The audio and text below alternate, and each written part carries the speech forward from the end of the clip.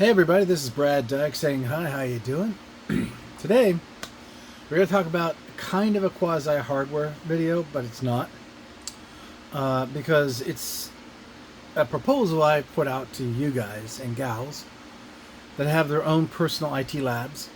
And that is, what if? Okay? Now, as everybody understands, quantum computing is pretty straightforward.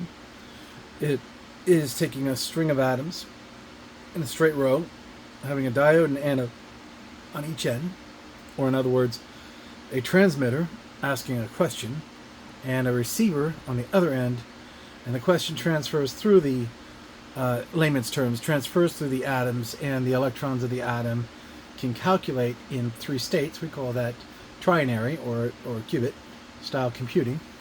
And that operating environment setup is designed to use matter.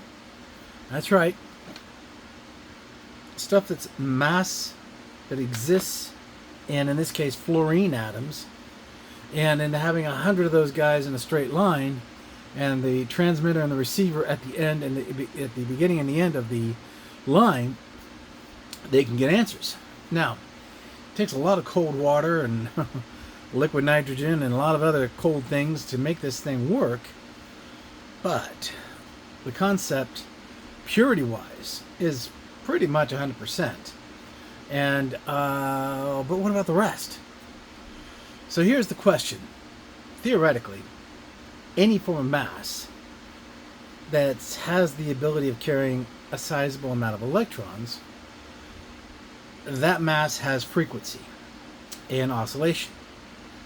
The frequency and oscillation of the matter is important because by knowing how the matter and where the matter is actually vibrating and interacting at, you can ask questions. Now, a lot of people don't think much about that. I'm like, what? Are you crazy? Do you understand that you're communicating with a rock? And the rock gives you an answer back? Do you understand how prophetic that is? It kind of brings to the life of things that probably need some seriously reviewing, even potentially even ethically reviewing, because if matter can respond to questions, what has it been doing all this time? More importantly, if one form of matter has this ability and the natures are inheritive, then pretty much all complex matter, that's something a little bit more than carbon dioxide, could technically be able to communicate to give you answers. Now, don't get me wrong, we're not doing anything great, but we are asking questions like, what is 1 plus 1? And it comes back to saying, you idiot, it's 2, and it does it at an incredible rate, which is impressive. And, in this particular state, serialized computing doesn't exist. It's too quantum, it's too reduced in format to have that headache. Also, Moore's laws doesn't apply. Now, the theoretics of communication does, and that means we have to make it pretty cold for this to work effectively the right way. But barring all that, here's the question. If you had a pretty pure piece of metal, let's say 99.9 piece of gold, right, in a straight line, it doesn't take much to build a transmit platform that has oscillation frequency values built into it. In other words, it can do a scope, a range of frequencies for oscillation communication. And the same thing with the receiver, which is obviously, or could be a transceiver. You have transceivers on both ends. That could do it too. That means they were a receiver and transmitter on both ends. With that being said, you could technically go transmit, transmit, transmit, transmit, transmit, and that could speed up processing. But the question is, what is the feasibility of getting outside the envelope, looking at this a little bit more pragmatically and say, you know what, I'm pretty sure there's communication going on in the matter. We slowed the matter down and we can get answers. We can actually treat the matter like a computer processor. And the difficulty there is enormous, and I can't go into things like, no, there's no programmable logic in the fluorine atoms or anything like that. you technically don't need it. That's also an important value. But if you look at the oscillation style process, and instead of slowing it down, but we could see it faster, which is very good, which will be definitely difficult to do. Technically speaking, matter at room temperature is, or at the temperature that you exist in, that's more important, could potentially be communicated on a much more simpler format.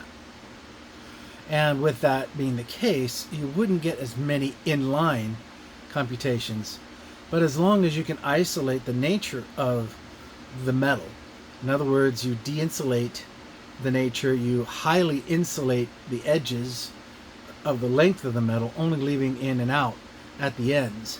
And at that point stage, you have yourself the beginnings of potentially something really neat. Now, this is a difficult process because the very first people who do this, and how would you do it? Well, you would use a USB analog digital converter. You would have a transceiver set that has a high spectrum of frequency and oscillation, as well as another one which would act as a receiver.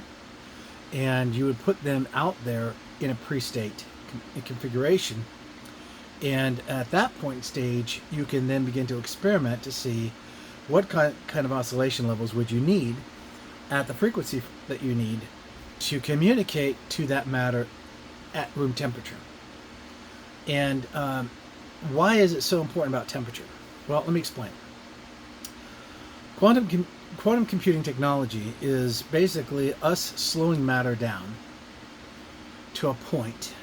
We use very specialized interfaces, highly qualified interfaces, as well as the reduction of the temperature around the matter so that the matter can be more managed. That's pretty cool. But it's also unrealistic because to really build a quantum computer, you really need a very serious cryogenic environment to be able to support that in that format. And that's pure, as in there is no other matter but 100 individual atoms of a particular class atomic element.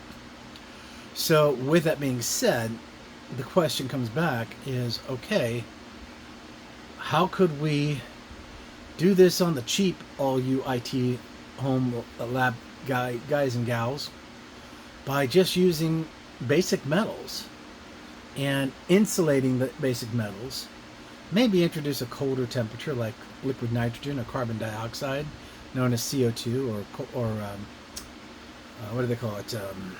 I forgot what they call it. Basically the super cold ice cubes.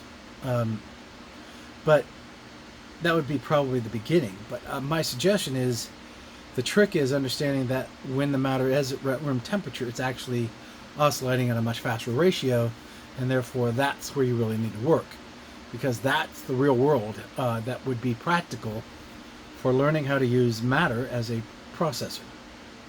Secondly, you don't have to do anything special, just a simple mathematical equation like 1 + 1.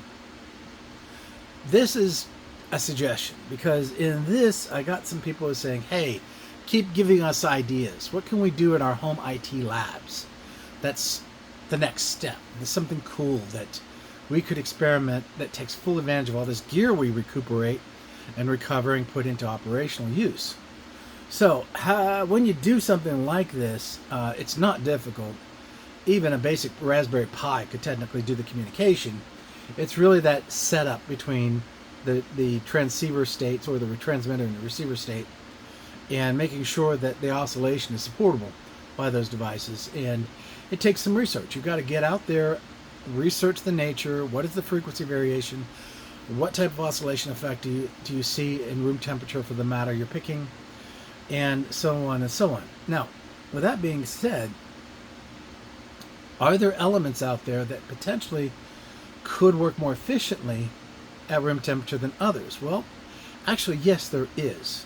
And that would be an element that has the ability of forcing all other elements out except itself. What do I mean? Well, okay, let's say you build 4 USB transceiver set analog sensor sets, right? And you've got them set up, one on the one and one on the other end, and one's gonna send the question and the other one's gonna receive a question, and then it's going to shoot it across this stick or this whatever it is, and at the end of each end, it will have, potential response, maybe not, or something in between. Well, okay, there is 2 or 3 elements that exist, and they have their risks because of how they are.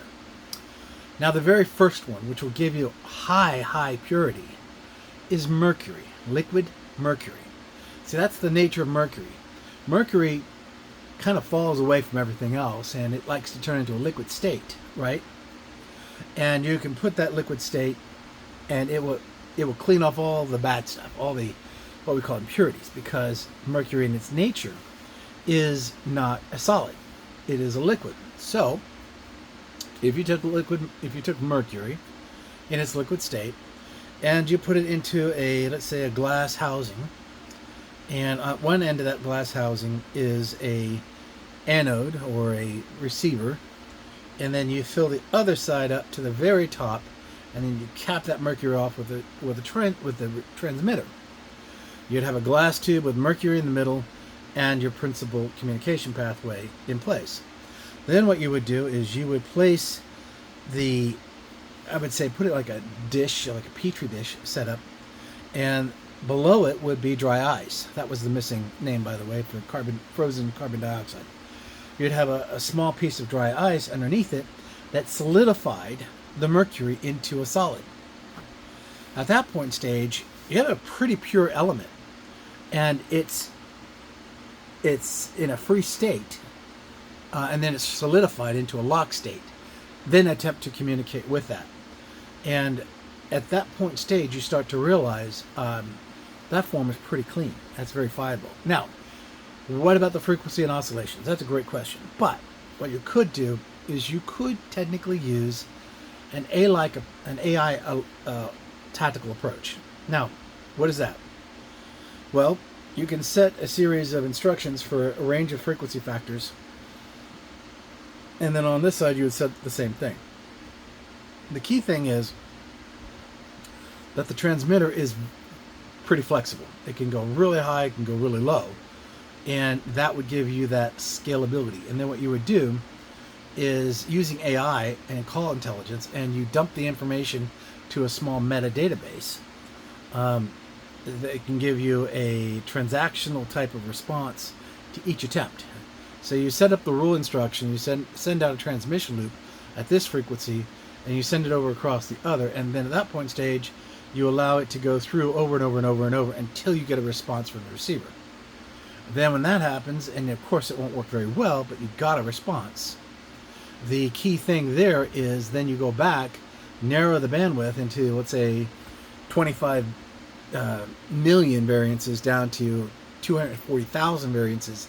Do it again to 2,500, and then from 2,500 to maybe 50, 60, or 25 levels of frequencies that you can communicate in that oscillation, maintaining the proper temperature and all those good things. At that point stage, AI can actually do the diagnostics process of finding the proper frequencies for you in a span of a couple of days. And yeah, it will take time.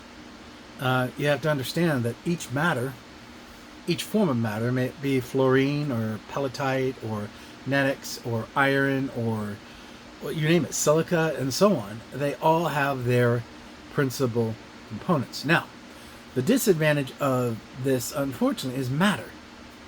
Technically, the most optimal way of doing this is that there is nothing touching the matter that is also matter. But you can't support a piece of mercury in the air, because the air is also matter. See how it works? So you technically, once you start to get into it, you're going to learn how to apply vacuums to it, and you'll be able to do some other things that will help you be able to get that process a little bit more functionalized. Now, this is just an experiment, by the way. This is really cool because you don't need much. You really don't to make this happen. And the results will be fleeting, especially at the beginning, until you start to experiment with different metals and things like that. You will get responses to that. You see, the thing about USB analog converters is anything can be converted. Let me show you what I mean.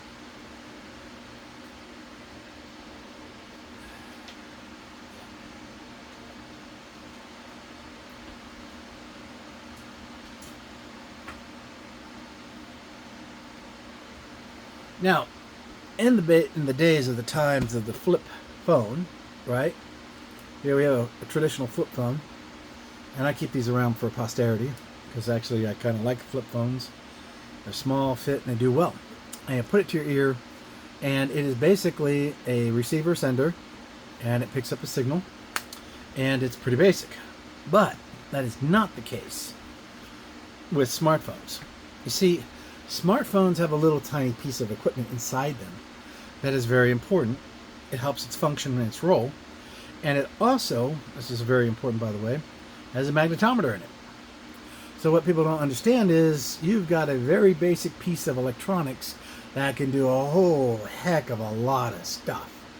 It can be a magnetometer, obviously. It can be an EMF tracker. It can be a radiation detector. It can be an oscillation magnetic field detector. It can be quite a bit in relationship to electrical fields, magnetic fields, and everything in between. So this guy has more potential in it than most people use it for.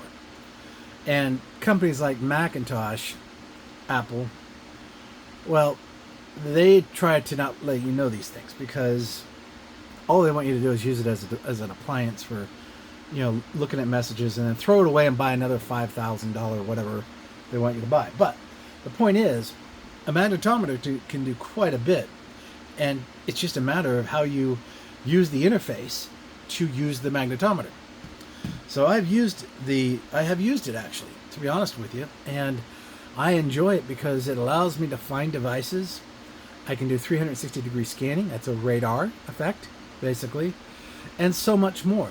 So if you got into wanting to look at things like radar technologies, you can again use magnetometers with a USB interface, analog interface, and you could technically put like a who knows, a mile or two radar over your house, and that can give you some viability to be able to have kind of like who flies in my airspace.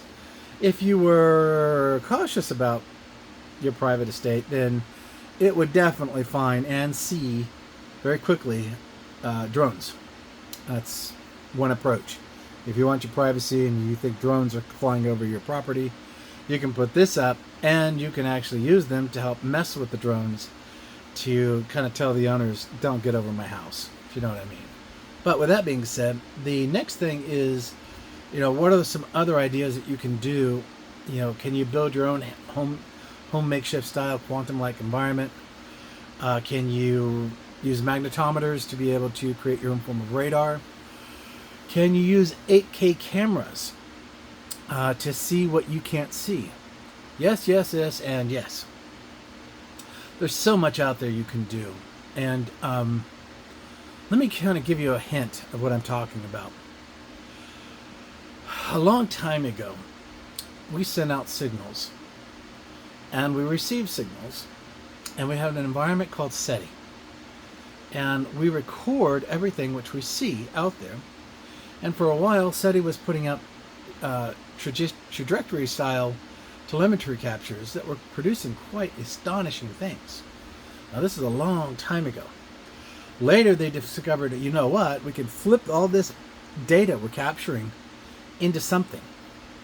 This goes to using radar or 8K video cameras. Stick with me, I'll explain. So, the scientists had all this information, but they didn't understand what they were looking at because they weren't thinking the right way. So they went back to the data that they received, they reprocessed the data, and by God, they produced a picture. Now, not a picture that our eyeballs could see, but it rendered a graphical representation of what we can't see. And it produced incredible views of things in space that we can't see with our human eye, but we can see by converging these radio signals and other kinds of data input that gave us all the information, ranging from infrared to ultraviolet and so on and so on. In a kind of a way, our universe has multiple layers based on the electromagnetic spectrum of the visibility. We could have things around us that we're not aware of because they don't basically emit light the way we do. And they could absorb all the light except UV. And if that is the case, they're invisible to us unless we look at them in the UV spectrum. You see what I'm saying? So if you really want to get brave, and I put this out a few times, I haven't really had anyone take it on. But if you get an 8K camera, you can do it with a 4K camera too. And you stick that guy up in the sky in one fixed point, okay? Use a 360 header lens. That means you're going to get 360 degrees, but at an astounding data compression ratio. Because 4K and 8K is huge when it comes to how much capacity is required to run them. Now, if you use a Raspberry Pi with capacity, you could capture all of that data at the speed of the USB port. That's what you want to do, just to capture the data. Then you move the data in post-capture and you put it into a system. The system will build a relational database that will then earmark key things that the 8K can see and things that take shape and form that we can't see. That is non-visible spectral analysis. The cool thing about the analysis process is everything out there is viable and visible. And if you add additional sensors to that equation, calibrate them together so that they see the same area of space at the same time, they will draw you even a better picture. So if you have what's called an ultraviolet spectrum lens ball, which is a 360 degrees lens camera that uses only ultraviolet spectrum, and then you take the 8K spectrum on top of that, and it's invisible because when you look at them on the screen, there is nothing visible to you with the human eye until you change the reference of what the ultraviolet spectrum can track and give it representation in some form that is visible to us. So, for instance, if we want something to float by that did float by in ultraviolet spectrum, and we couldn't see it very well with our human eye, we can say outline that shape and make that the representation of that invisible information. And lo and behold, you have an object that travels across the sky that is the shape of a box or whatever shape you want to give it, and you have something flying that is not visible to you. That's not a UFO, by the way. It's just probably elemental effects of our atmosphere environment, but it's visible if you use it the right way. Again, all you did was use a little server with some hard drive space, a Raspberry Pi box to collect the data at 3.1 USB interface, and a camera. All it does is just continuously record. That's it. And so after this guy dumps its data to the SSD-based storage capacity, which is attached to it like such, that data then gets moved over by the network on a 1 gig connection and is written to the database. And then after several hours of transferring that information and processing the information, you can then go back and say, oh, okay, so I recorded 24 hours of spectral light day and night. And yes, by the way, 8K sees plenty in the night. You can begin to do the correlation effect, and you can see some pretty awesome things. Now, one last little thing to talk to you about that is viable, and it's really sophisticated, is an inversion generator. An inversion generator basically is a static electricity generator, usually like a ball of lightning gadget. You've seen those. They're kind of pinkish electrical lights. And they have them green, and it's just based on whatever gas you've got inside the tube that produces the plasma. That generates a field, and then that field has what's called the field inverters. In other words, these are two plateaus, one on the top, one on the bottom. And what they do is they struggle to force the plasma in an inverted state. Now, This is fun. I did it a long time ago, and I've got it up there. It looks pretty funky looking. Mine does. Yours doesn't have to look like this, but I'll show it to you. As you can see up there, there they are. Now that inversion generator worked a little bit, and I haven't taken the time or the cycles to improve on it, but there you can see the ball, and that generates the electrical field, and there's one up there as well. And the goal was to take plasma induction, invert the field effect, and then put it in a different place.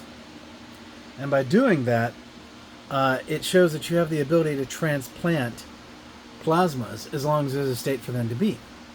Now that has application far out there that relates to how you would work with plasma induction effects, or like a shield, or an inverter size oscillation that creates something of resistance, and that resistance can then be put against targets coming in and help stop them, or at least slow them down.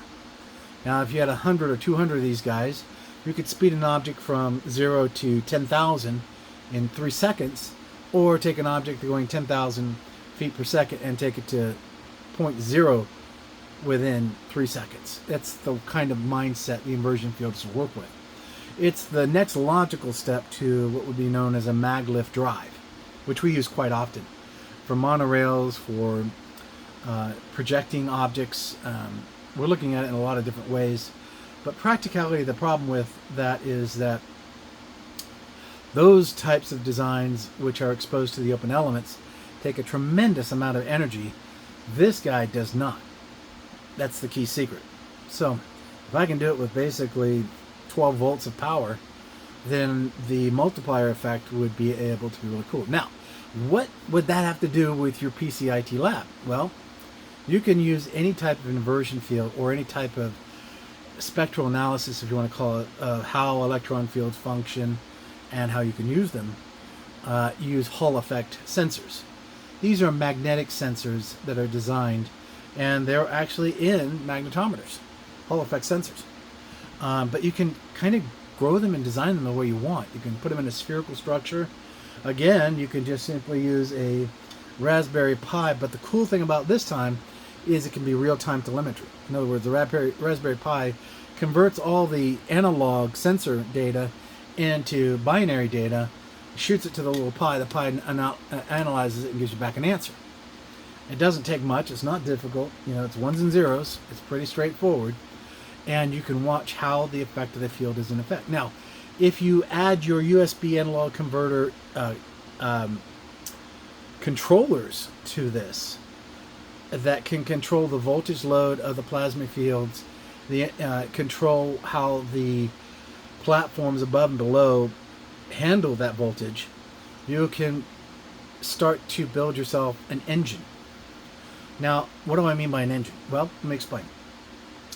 If a controller is integrated to the Raspberry Pi, and the controller is introducing voltage to the bulbs that produce the plasma, right?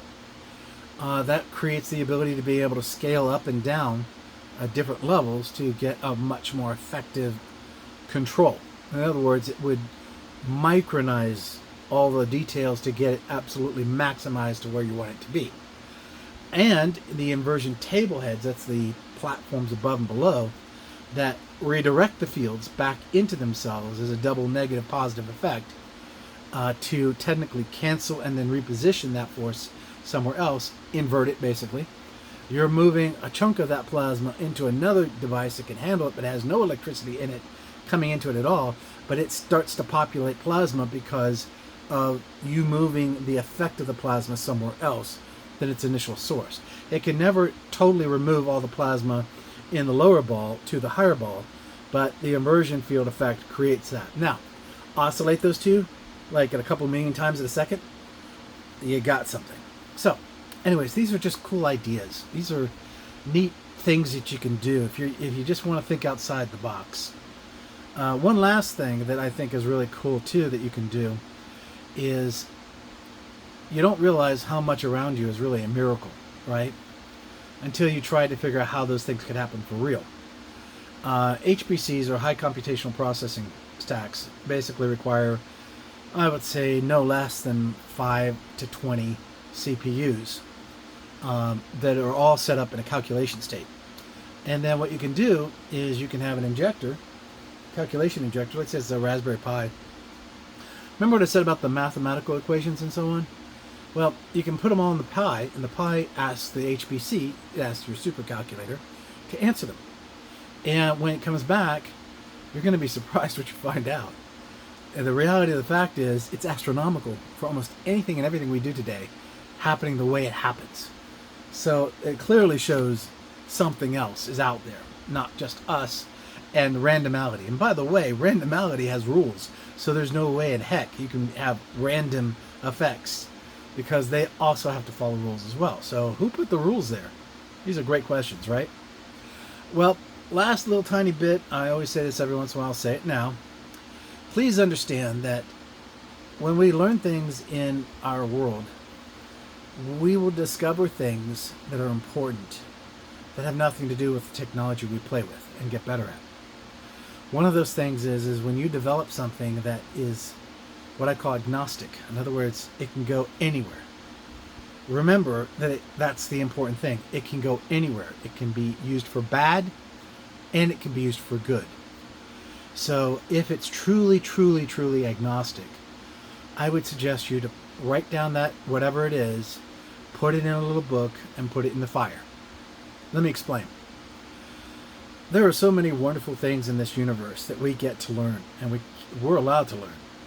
And there are also some things out there that are to give us lessons of things not to do. This is one of them. It takes wisdom and it takes intelligence to know if we can handle something. Quantum technology, I think it's coming our way, and it is mostly passive. I mean, really highly passive. It is basically a processing type strategy. But the form of communication and how it can talk to matter and how that matter responds, that could be, there could be some moral things there that you need to address. And so understand that if you find something that's really awesome and great, think about if you think it's something you want to give to the community. Can this thing be turned into a weapon? It's a good question. Let me explain. I think you guys kind of understand that I have a pretty broad scale of skill sets. I've worked in the military. I've been a police officer. I've supported the Department of Defense. And I've done a lot of things out there in the commercial sector and the COTS and the GOTS of the world. Those are government-based software platforms and commercial-based software platforms. And I have learned that over the years, I have come across discoveries, and you call them inventions if you want. I don't, because it was always there. We just didn't know it. And it's hubris to think that way, you know? You just found it, that's all. And in this particular case, that's a very serious situation, is that you've discovered the ability of doing something, and if you're not the one doing it, can somebody turn it and bastardize it into something terrible? If the answer is no, hey, go for it. Share your knowledge. I'm glad you thought it. Everyone who invents anything always needs to ask themselves this very serious moral and ethical question. Can this hurt people? We don't need it if it does. Even if it's phenomenal technology, we know we would abuse it. Your mind is capable and competent. The good Lord gave you a great brain. You may be strong in common sense, by the way, that's wisdom, and you may not.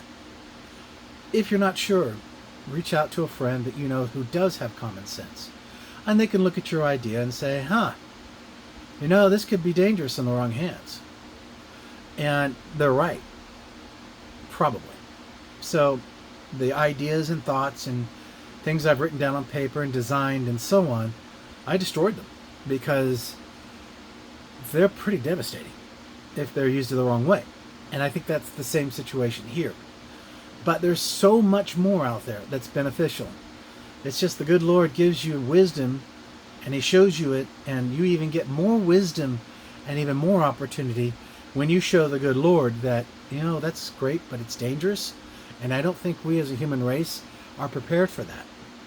Now, if you're thinking yourself, hey, this is the IT environment, This is agnostic. All we do is send packets.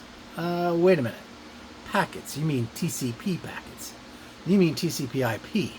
You mean the baseline communication that's being used for GPS and so many other things, ranging from pornography to political dissent and everything in between? Do you see what I'm saying? Yes, TCP/IP has its downsides, but the nice thing about TCP/IP is that it takes a lot to be able to make it do those things, unlike what it's intended to do. So it's still okay, but everything has a risk, and you have to understand how dangerous it is. Just like, for instance, let's say you developed shields and you figured out what we need on the Earth to survive, not being on the Earth, and you figured out how to have drive engines that can move you in space anywhere, and not violate the time signature in the process. That means you stay on the same time as your house and your family is, so that you jump from one place to the other. You don't have the time delay effect of like traveling at the speed of light. So when you have those three technologies, what have you done? Well, number one, you just unleashed the human race on an unsuspecting space, which, by the way, I'll talk to that someday down the road. Two, are we ready to do such a thing? Because those are the three biggies that we have to conquer to be able to, including the fourth one, which is being able to negate gravity, which I don't think is really an issue anymore, but it is and should be heavily controlled if we do have the ability, because it's not something that we can just introduce into our world quickly, because we depend on things that deal with gravity, right? But gravity, shields, biome existence, and being able to travel in space without the detriment of time being impacted are all the critical things we need to be able to go to any planet, anywhere, pretty doggone quick, with as low resources as necessary, and as quickly as we can get to it. And that means space exploration. And watch out, universe. You know, that could be a good or bad thing. In truth, everything we do on the Earth is exactly what we would do in space. See what I mean? So be careful, be cautious on what you design and its feasibilities, because it's important. You have to have morals, you have to have ethics when it comes to inventing that next new whatever, or reinventing something old into something new, and be able to do what you want to do. Well, listen, this is Brad Dyke. Sorry for going over on this hardware / integration technology strategy video. I'll be doing another video here, and that'll be on the soft side. This time it's going to be a little boring because I haven't talked to DevOps and IT operations in quite a while, so I should. It's your day job, so you don't really talk that much about it right now, but we're doing some really impressive things with that, and I think that's something it's good to share, because if you really do learn how to reduce your automation execution process, it frees you up to do the real stuff. The stuff you want to play with. All the stuff I just talked about. But God bless, take care, and have a great weekend. Bye-bye.